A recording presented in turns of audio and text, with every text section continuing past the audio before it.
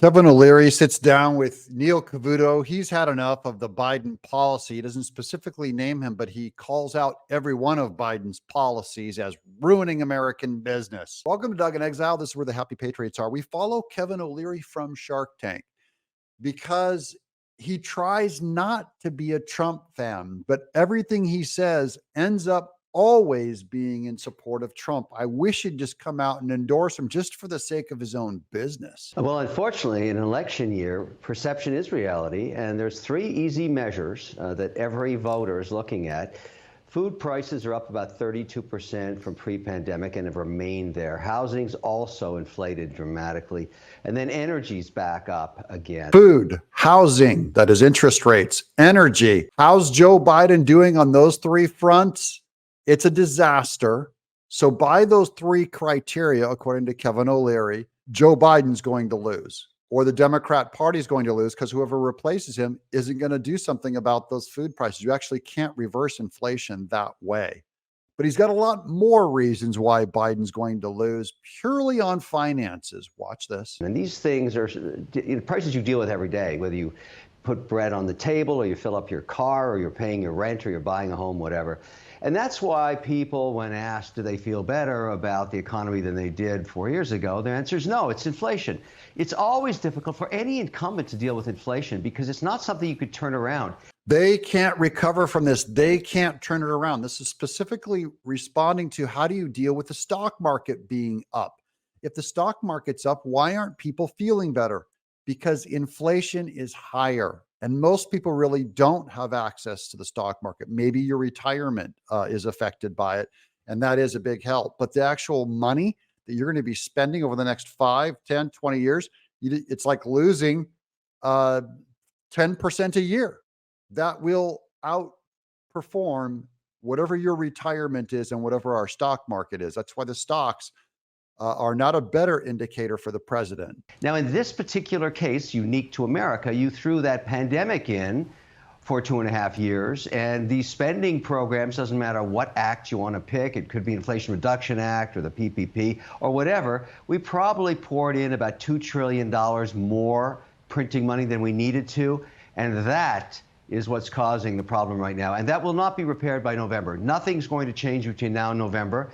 If it doesn't change by November, that means the voters with financial concerns, hey, it's food. Anybody out there eat food? It's housing. Anybody out there live in a house or an apartment? And it's energy. Anyone out there burn gas, use gas? That is not going to be recovered. You can't turn it around that fast, the inflation in those sectors. It will be a major election issue.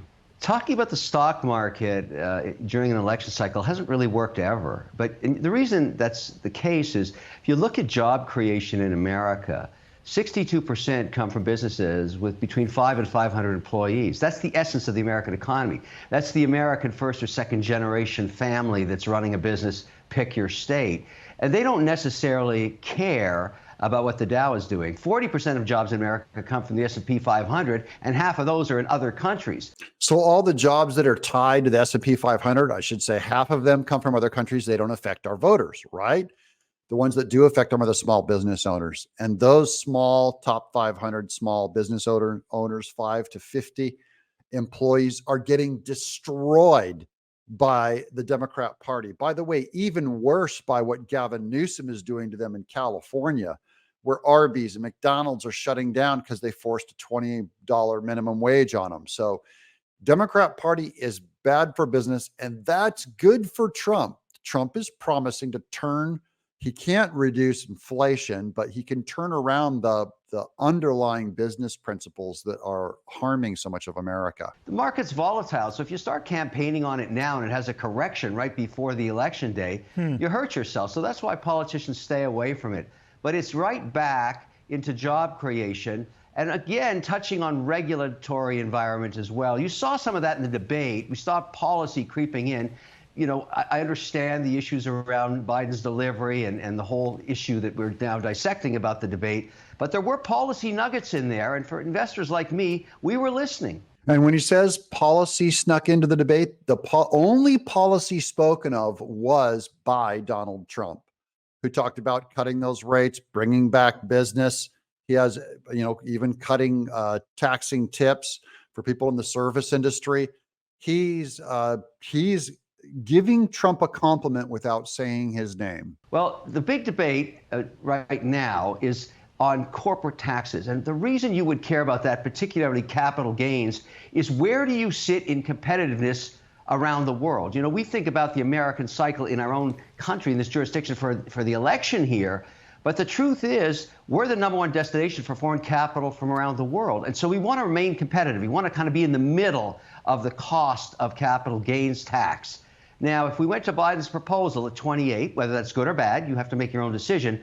It takes us into the bottom quartile of tax competitiveness. He doesn't want to dog Biden going, whatever. You want to be in the middle. And he goes, but Biden would put us on the bottom quarter. So, in other words, Kevin O'Leary is saying Biden would be bad for business. Trump is talking about 15 at the low end to 21 where it is today. That's right in the middle, and it's working. It's definitely working because we don't have that contortion anymore of companies twisting themselves to move to Ireland or some other jurisdiction where corporate taxes and capital gains are lower. So I don't think you want to mess with that if you're an investor. I like it right where it is as an investor, and I don't want to see it go up to 28% because that really closes down capital expenditures and job creation. And that's not good for the national debt. Basically, Biden's entire campaign is about tearing down what Kevin O'Leary says will help America.